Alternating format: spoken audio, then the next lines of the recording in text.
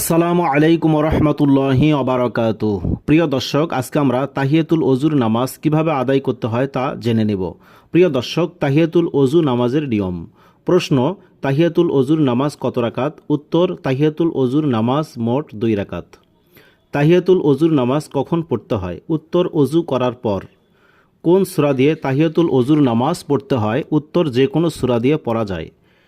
তাহিয়াতুল ওজু নামাজের নিয়ত কি? তাহিয়াতুল ওজু নামাজের নিয়ত হচ্ছে, আমি তাহিয়াতুল ওজুর 2 রাকাত নফল নামাজ আদায় করিতেছি, আল্লাহু আকবার। তাহিয়াতুল ওজু নামাজের ফজিলত কি? উত্তর: এ নামাজের বেশ কয়েকটি ফজিলত রয়েছে। 1. জান্নাত ওয়াজিব হবে, আবু দাউদ শরীফের হাদিস। 2. এ নামাজ পড়ে দোয়া করলে দোয়া কবুল হবে। 3. জীবনের সব গুনাহ মাফ হয়ে যাবে, সুবহানাল্লাহ। এ সম্পর্কে রাসূল সাল্লাল্লাহু আলাইহি ওয়াসাল্লামের হাদিস।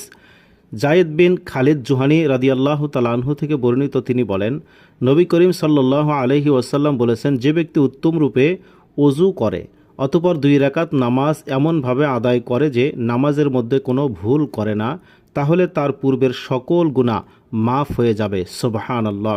সহিহ বুখারী, মুসলিম এবং সহিহ আবু দাউদ শরীফের হাদিস, হাদিস নম্বর 905। আল্লাহ রাব্বুল আলামিন আমাদের সকলকে তাহিয়াতুল ওজুর নামাজ গুরুত্ব সহকারে আমল করার তৌফিক দান করুন, আমিন।